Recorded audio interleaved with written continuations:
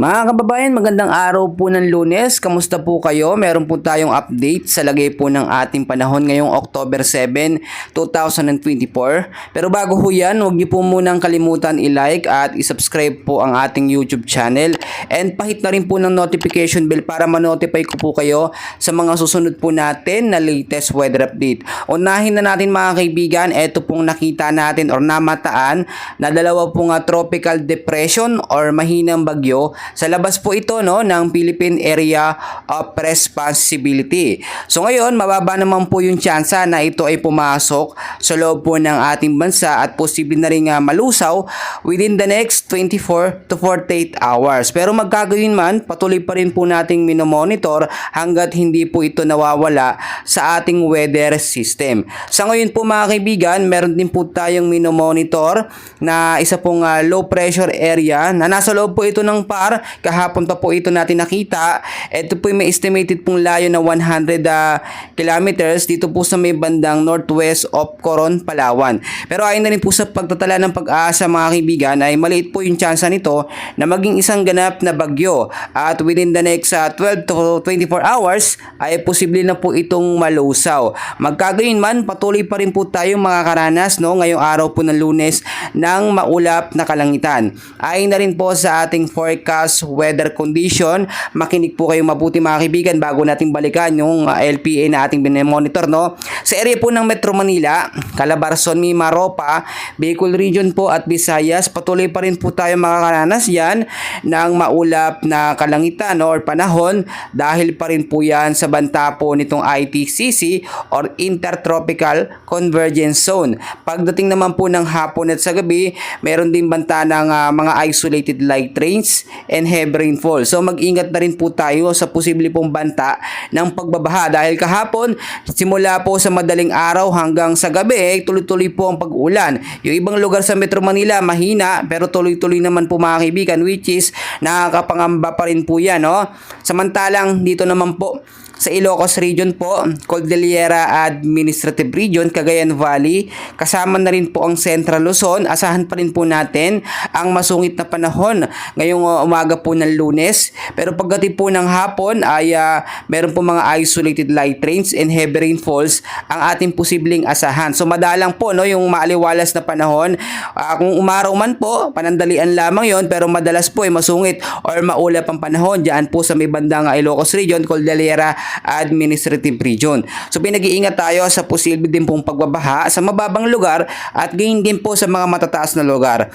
Sa area po ng Mindanao mga kaibigan at ilang bahagi po ng ating bansa ay patuloy pa rin din makakaranas ng masungit na panahon at pagdating sa hapon at sa gabi, meron po mga isolated light rains. Nararanasan po natin yan kahapon pa. So dahil po yan sa ITCC or etong Intertropical Convergence Zone. So mag-ingat din sa posibleng pagbabaha sa mababang lugar at landslide po sa mga landslide prone area. Samantalang mga kaibigan, malaki naman ang posibilidad na magkaroon tayo ng thunderstorm advisory dito po sa area ng Metro Manila, Laguna, Cavite, Bulacan, Bataan at Pampanga. So sa karagdagang impormasyon, makipag-ugnayan po tayo sa ating LGU at sa mga nagtatanong po kung may pasok po ngayon sa ilang bahagi ng ating bansa, especially sa Metro Manila, may pasok tayo mga kaibigan, pero para sa updated po na lagay ng panahon, makipag-ugnayan po tayo sa ating LGU. So balikan natin mga kaibigan,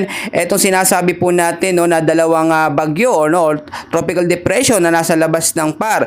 Ito po ba ay posibleng lumakas within the next 24 hours? Well mga kaibigan, upon checking, yung isa po na nasa 45 kilometers per hour, yung kanyang lakas ng hangin na may bugso pong pumapalo up to 60 kilometers per hour. Pa northwestward ang pagkilo sa bilis na 10 kilometers per hour ay papalayo po yung direksyon niya at hindi po papasok ng ating Philippine Area of Responsibility. So maging alerto pa rin po tayo ngayong buwan po ng Oktubre dahil ayon na rin po sa pagkatala ng Pag-asa at sa Japan Meteorological Agency na posibleng 2 hanggang 3 bagyo ang pumasok po sa ating bansa ngayong buwan po ng Oktubre. So maging handa at maging alerto na lamang tayo mga kaibigan dahil mahirap po talaga talaga predict ang galaw ng panahon. Pabago-bago po yan. Minsan may pagkatala tayo ng maaliwalas na panahon, pero pagdating bukas, minsan nagiging masungit or maulap dahil po yan sa climate change.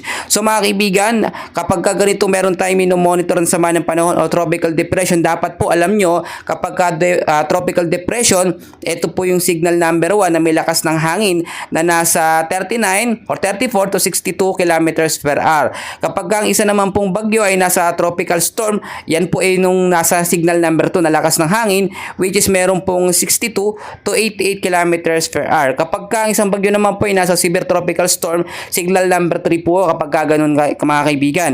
Ang lakas ng hangin noon nasa 87 to 117 kilometers per hour. Kapag typhoon category naman po isang bagyo, yan po yung mga nasa signal number 4 na lakas ng hangin na pumapalo po sa 118 to 184 kilometers per hour. Kapag super typhoon mga kaibigan, ito na yung pumapalo sa signal number 5 na may lakas ng hangin na 185 to 240 kilometers per hour. So mas maganda alam natin para yung mga monitoring, hindi na tayo naghahanap mga kaibigan. Tapos alam natin yung lagay ng panahon, kung may pasok ba, depende sa lakas or signal ng ating lugar po na apektado ng bagyo. So mga kaibigan, pinapaalala ko din mga kaibigan, papasok na rin po or papasok na itong northeast monsoon sa ating bansa. So nararamdaman na natin mga kaibigan ang malamig na panahon sa umaga dahil po yan sa pagpasok nitong hanging amihan. And expected by next week, ito po yung mas mararamdaman pa sa ilang bahagi po ng Metro Manila.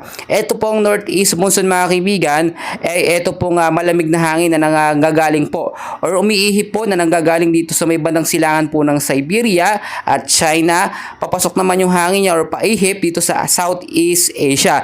Pero hindi ibig sabihin northeast monsoon wala tayong mga bagyo or sama ng panahon na papasok. Kapag may pumasok na bagyo, expected nyo na mas mahirap po yun dahil malamig. Minsan may mga hailstorm o kaya yung pag-ulan po ng mga yelo, mas madelikado yun mga kaibigan. So patuloy tayong mag-antabay sa lagay po ng ating panahon. Sa ngayon, yan lamang po ang ating update, and please, para updated tayo sa lagay ng ating panahon, huwag niyo pong kalimutan i-like at i-subscribe ang ating YouTube channel for more weather updates. Maraming salamat po at magandang umaga po sa inyong lahat.